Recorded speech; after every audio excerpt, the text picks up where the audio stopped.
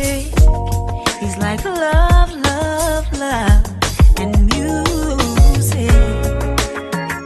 La la la, love, love, love, love, love, love, and music. Love, love.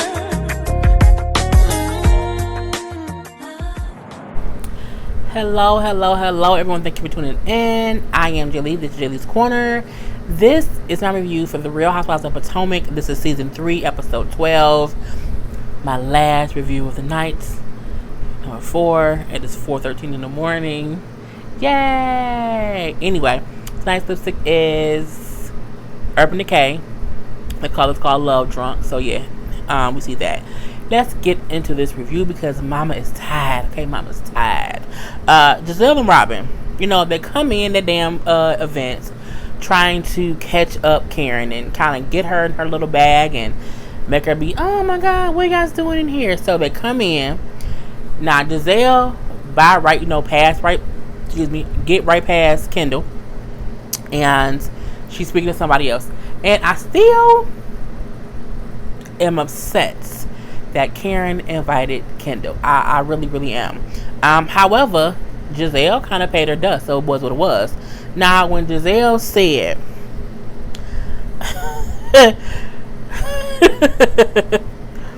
I saw horse face Kendall. I said horse face, and then they showed Kendall face, and I said, oh, I get what you mean by horse face, but I don't like comparing people, humans, to animals. I don't. That's the thing I don't like to do. But when she called her horse face, I said, oh, okay. It's because she has a big mouth and she has long gums. That's basically what it is. And she says she felt like it was messy of Karen to invite her, and it was simply because we have not seen Kendall at all in any other season, at any other event. We have never even heard anyone mention that.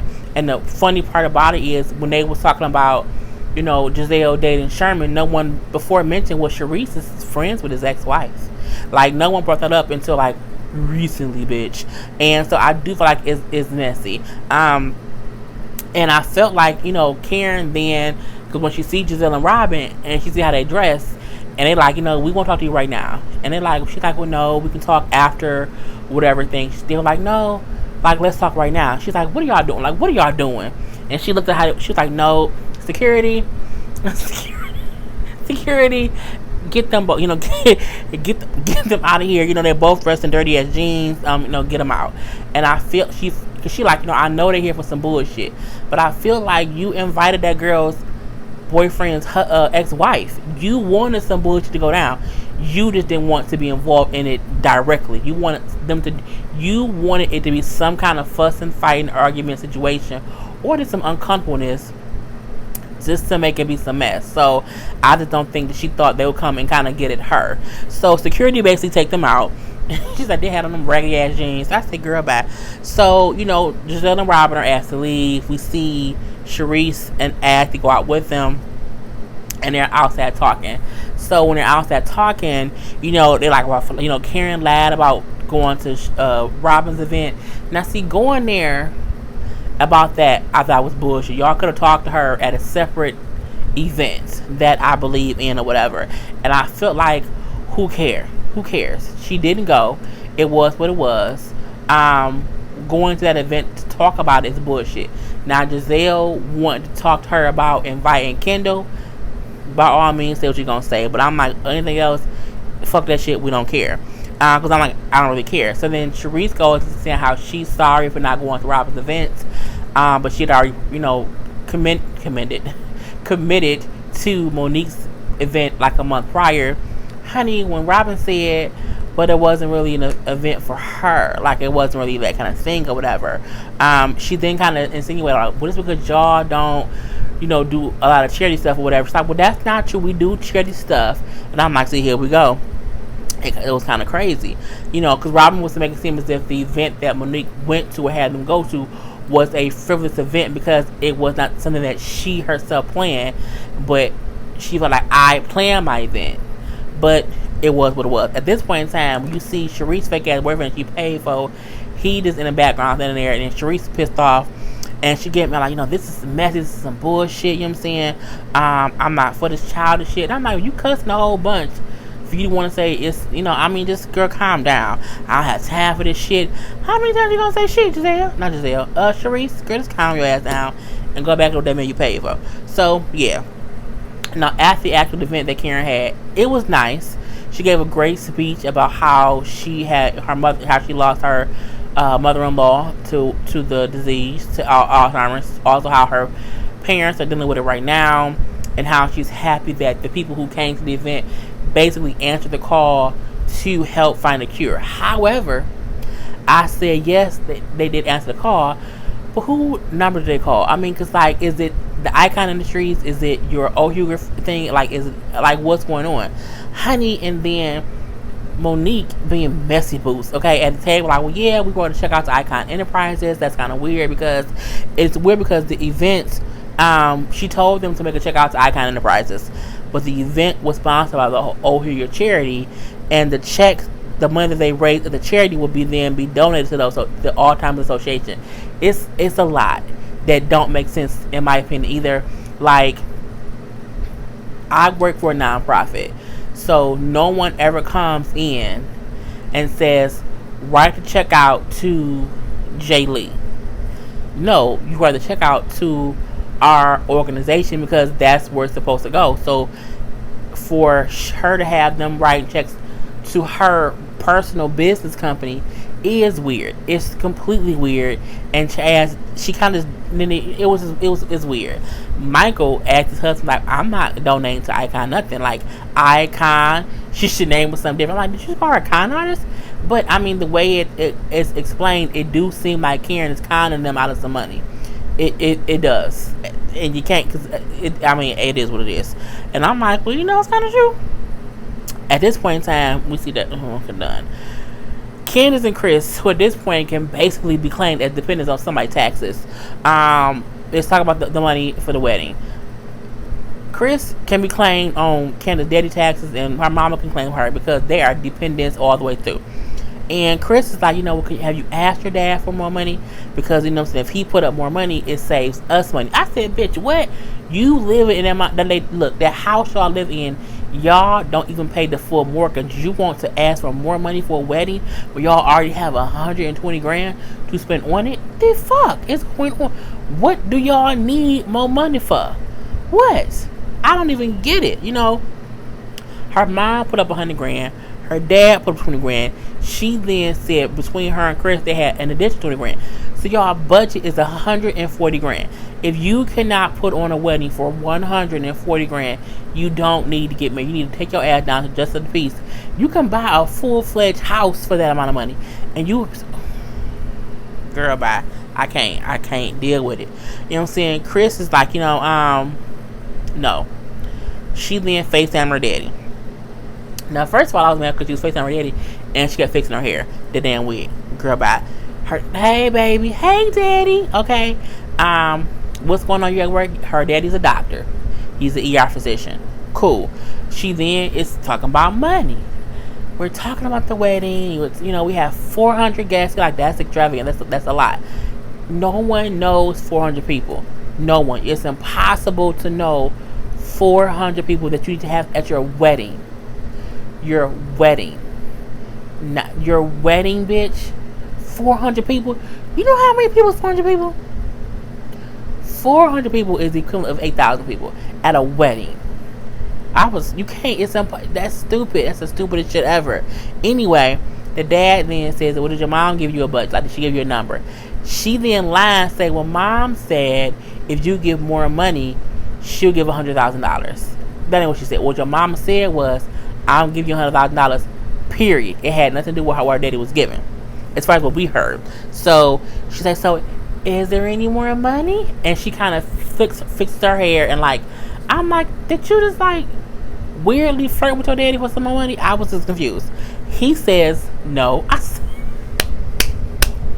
cuff through daddy, let her know the back is closed. Okay, so he said your mama wanted me to give $50,000. I told her no, there is no more money. No. And she says, oh, okay.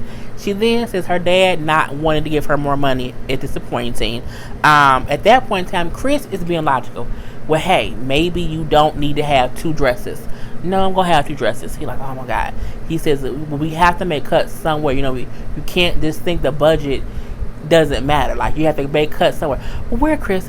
Where can we make cuts? He's like, well, probably the fucking flowers. He was mad when he said that. He said, probably the fucking flowers. No, why can't I have what I want to have? And again, he's like, I keep saying that we need to scale back, and you keep thinking the budget doesn't matter, and that's not realistic. Just kind of stupid. She then said how he irritated her. But in life, you irritate all of us. Candace is a person who, again, she's never had to really pay for everything herself. Everything that she has, owns, works with, her mother has paid a portion of it. So she has no real sense about money. Because if she did, she would not be saying, I know you guys gave me $120, but I need more because I want to do more, and I don't want to, and I can't afford it. I don't have the more money. I want someone to give it to me. Girl, the fuck bye. If you wanted more, then you should go sell some hair. Go make your own money. You keep asking your parents. No, you can't. Girl, she's on my goddamn nerve. Anyway, we see Ashley talking to her dad. Not her daddy. Her father figure, her uncle. Basically letting him know, like, hey, Michael was saying how he does not want to have kids right now. Or he's questioning having kids with me. Because he does not want me to be like mom. He does not want me to raise our kids how mom raised me. Or he does not want me to kind of enable our kids the way I enable my mom. Her uncle was like, that's some bullshit. Okay, uncle. He says, he probably just wants a trophy wife. And he does not want children anymore. He already had kids. He's already had their whole life. And he is at a point where he does not want to do that anymore. And he's just making up excuses to not do it because now you're really talking about it. I completely agree. Michael does not want kids with Ashley because his kids are grown. And he ain't trying to. He wants a trophy wife. I think he felt like I can like talk her out of having kids, or just kind of keep distracting her about having kids. And she like, if he doesn't want kids, like, we can't stay married. Like, that's a deal breaker for me. I don't know why he would marry me if he did not want kids with me, because men do stupid shit. They think they can change us and they can't, and we end up learning the hard way that it ain't what it cracked up to be. That was fine. We then see 2 different workout group sessions. Okay, we see Karen with Candace and Monique working out, and Karen is basically saying how Giselle and Robin came to her event for some foolishness. Saying she ain't for that bullshit. They can't play her. Don't come for me about my coin, about my purse, about my money. Now, the funny part is when Monique said, "Yeah, did you make a lot of money?" She's like, "Yeah, we made some money. Whatever was good." The producers then also said, like, well, how much money did y'all make and donate to the charity? She laughed. And said, I would never give a number. If you want to figure it out, y'all can dig around and figure it out because it's public record somewhere. But she won't say how much she made or how much she donated. Basically meaning she made a lot and donated a little. That's all that it was. Because if she made $100,000 and donated $100,000, she would have said that. Point blank period. She denied. If I never say how much I made, I'm not a liar. I never said how much it was. So again, she probably made a lot and donated a little and kept it in her pockets. Because I'm like, when the producers ask you a question, you don't answer it. We know, girl. We already know. It doesn't matter. They then asked her about the whole Kendall situation.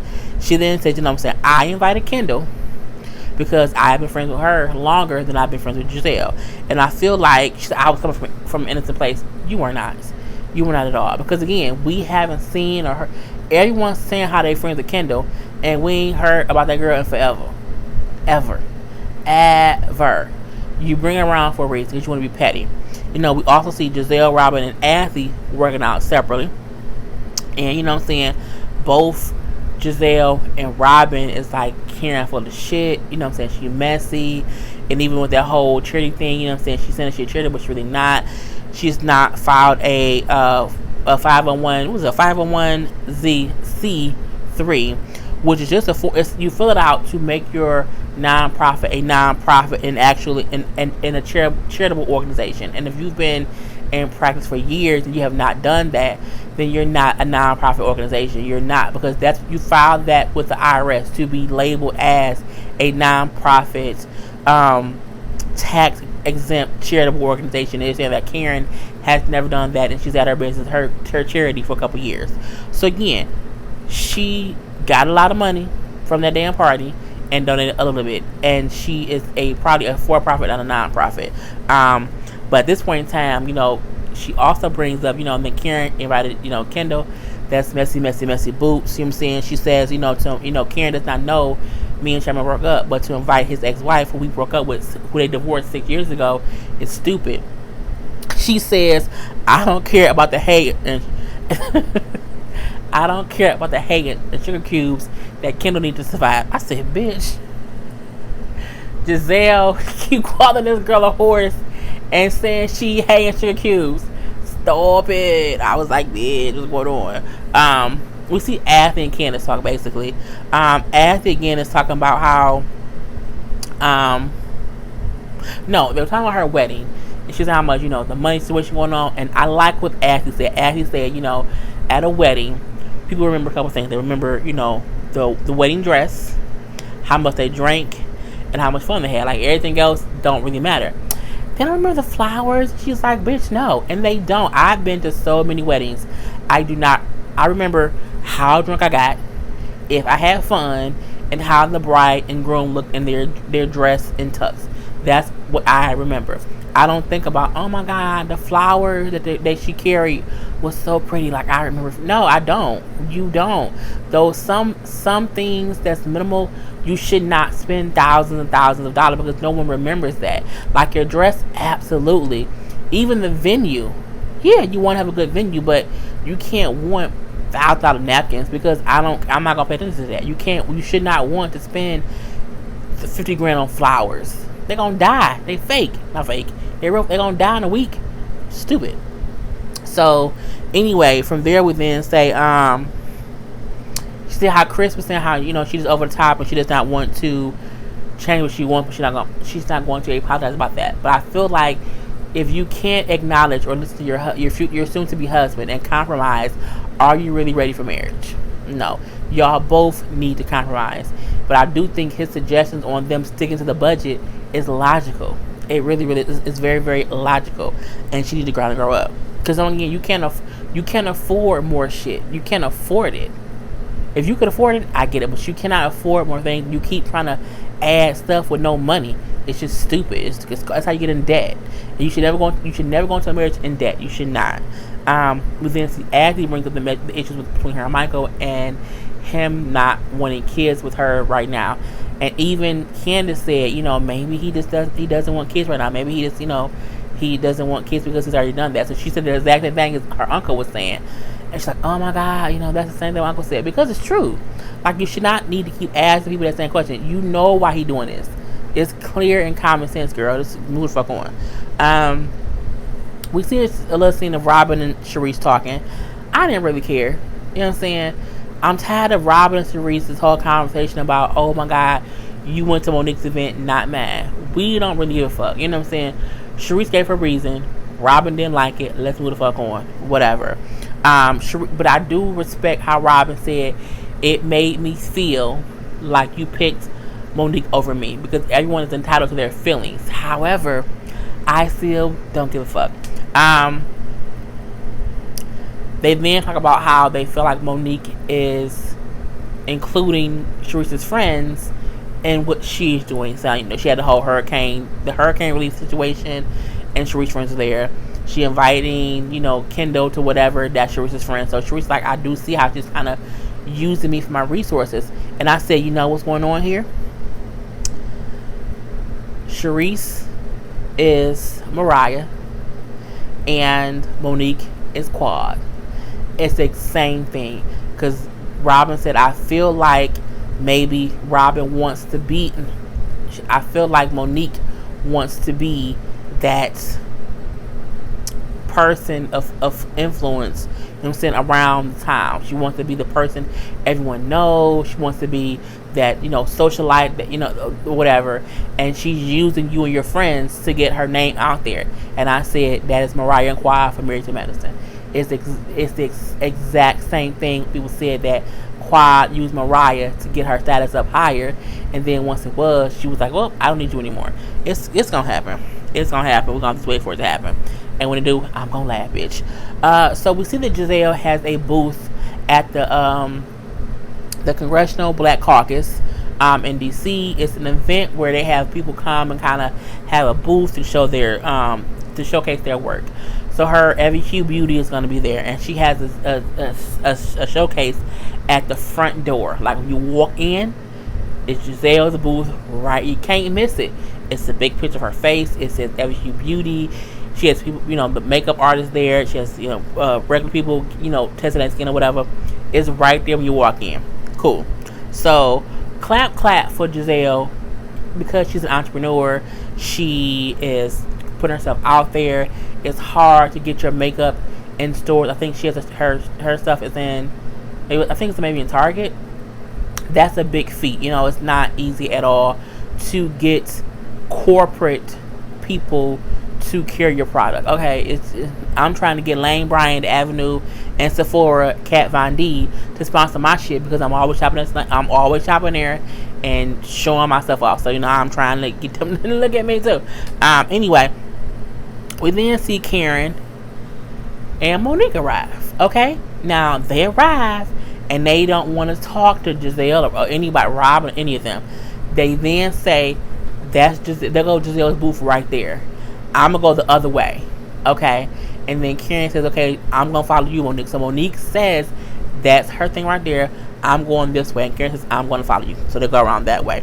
However, they spot them about to leave, and they're like, is that Karen and Monique? Like, they didn't come talk to us. Like, what's going on?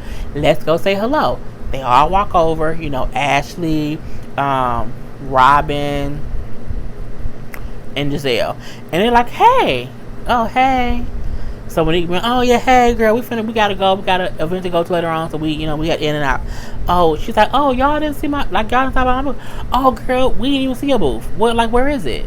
She's like, it's right there. You can see it from where they are. Girl, bye. And she's like, oh, y'all didn't see it, but it's right in the front with a big picture of Giselle. Like, no. And they knew. They was like, no. They walked around the whole other way and avoided it. And when I felt like Monique up here lying, like, oh, we didn't see it, but you got all that mouth in that confessional. I didn't want to talk to you. I don't care, whatever. All these things. Look, you need to have the same energy you have in that confessional in people's faces, and that go for all other ladies. Okay, you have to have that same energy. But I felt like you told a bold face lie, like we didn't. What I would have said was, I walked the other way.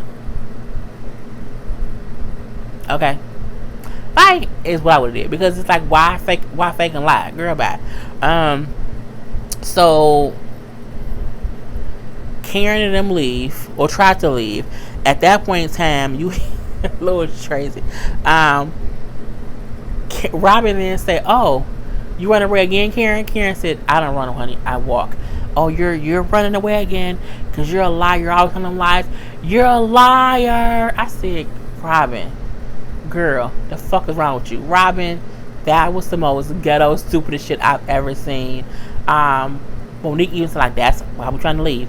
I mean, it was, even I wouldn't do that, because you're in an event, and she yelled loud enough to make a scene. I mean, she said one liar loud, just one. So one, like, she kept going, but still, I was like, that's kind of embarrassing or whatever.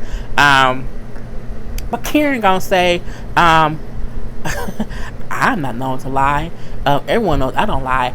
I don't even talk to her. You just lied right there. We all know you lie, Karen, and you do talk to Robin. So why you lying about lying? I just can't. You just lied and said that you don't lie, and no one knows you as a lie. She said no one knows me as a lie, but they know you as a fuck up. No, y'all both know for the same thing. Like, Robin fuck up, she fucked up, but Karen, you lie, and we know it. So, girl, whatever. So then, this last scene, because Candace was there too, so they all was there. It then says 10 hours later. And I'm like, well, damn, what happened 10 hours later? They at, you know what I'm saying, the house, the Candace mama walk. And so Candace mama house, it looks like it's a sad house now. We see her ring on the table. We see like Chris in one little area. We see Candace in another little area, whatever. And they're talking. It's something that went down 10 hours ago. So we see that there was an after party of the Black Caucus thing. We see Candace, Karen, Monique, and Kendall all at a table with their men. Cool. Candace said, "Oh, after party, Chris said something to me that's just unforgivable." At this point in time, I'm like, "Oh my God, Chris didn't call her nigga." Like Chris was at that party drunk and called them niggas, and now she is devastated because this white man didn't call these people niggas at a Black Caucus convention, and she is embarrassed. Okay, Lord, he either called them some niggas, or he called them like some ghetto, like maybe a ghetto hood rat. Because I'm like, because to me, that's something that you say is unforgivable. She then say, she crying, like she's in the mirror, tears in her eyes, looking oh so. I'm like, oh my God, this man probably called her mama a nigga too, like, cause it's unforgivable. It's unforgivable. You called me when everyone else calls me. I'm like, well, wait, everyone called her a nigga? You called me a diva, spoiled, and a princess, bitch. When I tell you, I paused my DVR and I said, this bitch here. I paused it because I was so pissed. Girl, you gonna tell me he called you spoiled, a diva, and a princess, and that's unforgivable? But you are a fucking diva for no reason. You are spoiled, and you do act like a goddamn princess, and it's stupid. You know what I'm saying? He then said to her, I will always check you if I feel like you get online. And as a husband and wife, sometimes you have to check your spouse. You do it in private. You don't do it around people, but you have to sometimes check your spouse and make sure they are still in line. Snoop Dogg said on when he interviewed with the Breakfast Club, when you have a good, solid foundation at home, you have a wife who will check you to keep you in check. It makes sense. It makes everything be balanced. So I like how Chris said, I will always check you when I feel like you get online. And you should, to a degree. Because you can't be like a bossy dictator or whatever. You know what I'm saying? He then says, so apparently he was holding all her stuff. She went to the bathroom. He held all her stuff. Purse, whatever. He said, I had like 5 things in my hand. She then came out and asked him to call the Uber. So he then said, okay, can you hold your stuff so I can call an Uber? Men are not used to balancing purses and women shit in their hands and making phone calls. They aren't. We are because we always juggling stuff. I kind of get that. And I don't see an issue with him saying, hey, okay, can you hold all this stuff so I can get to my phone and make a phone call? So supposedly she then said, why? Like he said he felt like she didn't want to hold her own stuff so he could make a phone call. And not even hold it forever. Just hold it while I make a phone call and give it back to me. Okay. He said, you know what I'm saying, you act like you couldn't hold your own stuff. And that's kind of crazy. And that was being a diva or whatever. She then says, now I can't trust him. I said, bitch, what? You can't trust this man because he asked you to hold your own shit to make a phone call for a car for y'all to come get y'all? I quit. I quit YouTube. I quit everything. I quit. No, not really. I said, okay, Candace, I can't rock with you ever again in life. Girl, the fuck bye. Then he said, but do you remember? He said, I called you a spoiled princess because you were acting like one. He then said, but do you remember what you sent to me? Like, what you said about me? And she says, well, I said something like, he said, I'll let you know what you said.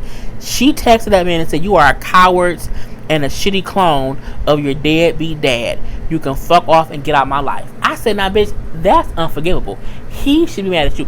He should be the one crying. He should take off his ring. He ain't got one. He should take off something that you gave him. A ring, an eyelash curler, a sock, a hat, some jeans, some drawers. I don't know what. He should be the one in the mirror crying, saying, you said something unforgivable. He should be the one saying, I can't trust you because he said, you know how much I don't like my father because he's a deadbeat. So for her to text him and say that, for her to text that man and say, you are a coward and a piece of shit, you're in a shitty clone of your deadbeat dad. You know how that's something you text to your ex who you just found out cheated on you with your best friend and use your last $100 to buy that bitch some roses. You text something like that to someone, like, you don't text that to your fiance who just said you act like a little spoiled little brat. I said, bitch, look, Candace is the worst kind of person because she's the person who she's really self-absorbed and she does not even get you are coming off as a spoiled, bratty, rich, not even rich, just a spoiled bitch. You are. And you said that he said something unforgivable, and all he called you was he said that you were acting like a diva or a spoiled princess. But you told that man he's a shitty clone of his deadbeat father. Candace, listen to me, listen, girl. You ain't shit. And I'm done. Put your comments below. I am Jay Lee. This is Jay Lee's Corner. Well, no. They made up. He put the ring back on her finger, said stop taking it off, which means she take the ring off just to piss him off. So that's something else that pissed me off. And he said, oh, it was such a dumb argument. That lady told you are a piece of shit clone. At this point in time, they deserve each other because I can't take it. I give them marriage 5 years, and that's all. Peace.